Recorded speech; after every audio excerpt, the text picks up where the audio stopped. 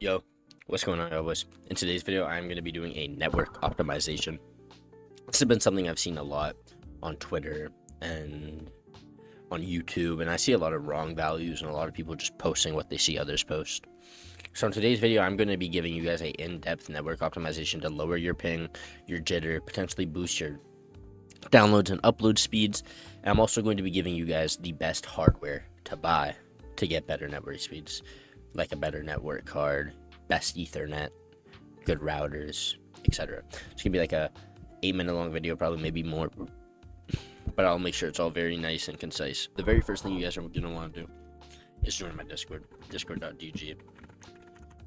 It is the best optimization you're ever gonna really get, and they're all produced and made by me. There's also free ones as well inside it, and I've worked with thousands of professionals and everything. But let's get into the video. You can learn more about that later. First, you're going to click Windows R and then type Control. You're going to go to your Control panel. You're going to click Network and Internet, Network Sharing Center. Then you're going to click Ethernet. If you're on Wi-Fi, it's going to be a bit harder to tune this. Just try to copy as much as you can. Also, if you go to your device manager and right here says Realtek, there's not going to be very much you're going to be able to do. You can mod your Ethernet, and that's really it. The only thing that will help you is getting a NIC, a network integrated card, and that will help you a lot. Before we start the video, you guys are going to want to go to this waveform tool so you guys can see your Bufferbloat. Just click Start Test and let it run, and you guys will get a grade eventually. Anything below a A- is pretty rough. You're going to be having pretty bad jitter. A B is like, obviously it's lower. It's not great, but it's not the end of the world. C and F and D is really, really bad. Like, you are going to be having a very, very, very, very rough time playing games. So no matter what you guys are at, make sure you do try to follow this optimization guide as exact as possible. And do this before you do the optimization and then after you do the optimization. Okay? And as you can see, this is mine right now at an A. I don't have everything completely tuned right this moment. And obviously these are not my speeds. I currently have my Ethernet being limited. That is exactly how you guys do the optimization before and after, or how you view it, to see if it worked, if it didn't work, what you can do. You can also see more in depth about your jitter and everything like that. But yeah, first go to Ethernet, click Properties, copy this, turn off Client for Microsoft Networks, File and Sharing. I mean, you don't need to do that unless you're obviously doing that. Then turn off everything here, IPv6, link layer. All these things are unneeded for gaming. Click OK, right? Then you go Configure. Right here, you'll have power savings. Make sure that's off. I don't have it. I strip everything about mine. And then copy these Ethernet settings. Remember, these settings are going to be for low latency gaming. Your speeds might not be as good, but this is to make sure you guys have really low latency, really low jitter, and good network hit rate. So first, ARP offload, you want this off. Typically, all offloads we're going to turn off. Energy efficient Ethernet, this is a basic power saving feature. Flow control off. Idle power down restriction, if you have it, this is letting your Ethernet idle, again, off. Interrupt moderation off, you don't want that. Interrupt rate off, again, another offload off. These are all just power saving settings essentially. Jumbo packet doesn't matter. Offloads, make sure both are off. NS offload, again, off.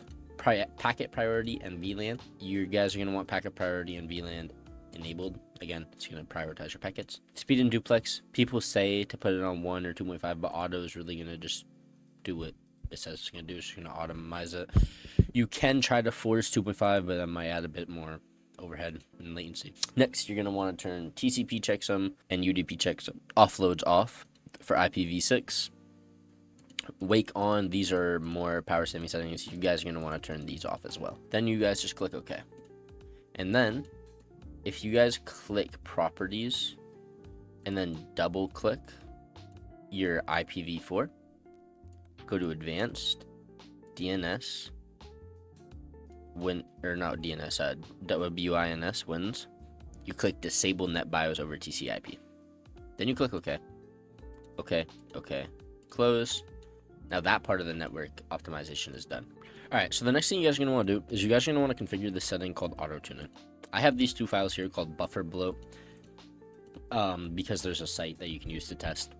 And also, this is going to make your Bufferbloat better, which is good for your gaming. But this setting in specific isn't necessarily that important. But what you guys are going to want to do is you guys are going to want to disable it. This is the command you put in. We'll have it on screen as well. You guys put it into your CMD. Basically, what auto-tuning is it measures your TCP receive buffers and just overall your network. It just measures how much is coming in. It maximizes your network's efficiency, essentially. It helps it prioritize what's going on.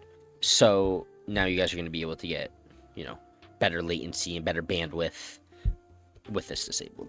You just click enter one and then you're good.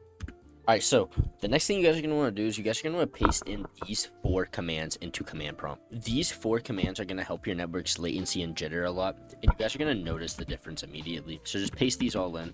I'll leave these in my Discord as well, discord.gg/ski. And to do a side-by-side comparison, I'll show you guys exactly how, or I would have already shown you in the beginning of the video, depending on how this gets edited. But yeah, don't worry, you guys will know how to do a side-by-side comparison. Alright, so I forgot to put this part in the video, but ExitLag settings, these are very important if your routing is very bad. Personally, I get 60 ping on Central, and then I get 45 when I use ExitLag. And that is basically the story for most people. The routing in a lot of routers and internet companies is really bad, but the routing to like Central Fortnite servers in specific is also just the worst. So the best settings that you're going to want to do is first, obviously, click the game that you want to optimize. Let this open. Click the game you want to optimize, and then you guys are going to click advanced settings. You're going to have 1 TCP route and 3 UDP routes. This is going to offset packet loss. You're also going to have your use local routes first to optimize the best ping for you. And then for the servers, let's say you want to connect to Dallas. Never use the first server or the second server. They typically have the most packet loss. I usually use 5, 7, 3, 4. I use all of them, whatever one's the best. But now, the general settings, what you are going to want to do is first have real-time optimization on. Some people say this might give you a bit of packet loss or things like that, but you do not need to worry about that. If it gives you packet loss, you can just have it off, no problem. Next is smart optimization. Again, you're going to want this on. Use dual routes because you're going to want that dual routing for faster and to reduce your ping.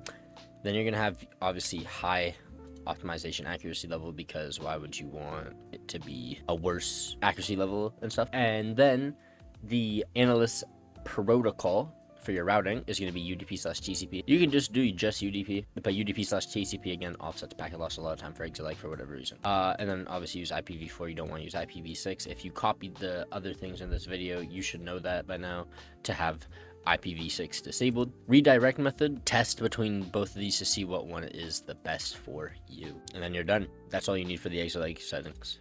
Alright, so now the next part of the video, I'm going to be going over the hardware as all the tweaks are done for now. There's nothing really else for you guys to do that I'm going to show you on video for free, unfortunately. If you guys want to get a network service with me, you guys can purchase one for only 15 USD, and it'll take 15 minutes of your time. You guys will get all of the hiddens tweaked, obviously. The ones that you can see will also be done, but there is a lot more than what I've just shown on camera. There is a ton of settings, but scratch that. Let's get into the video, or the hardware of the video. So first, a network card.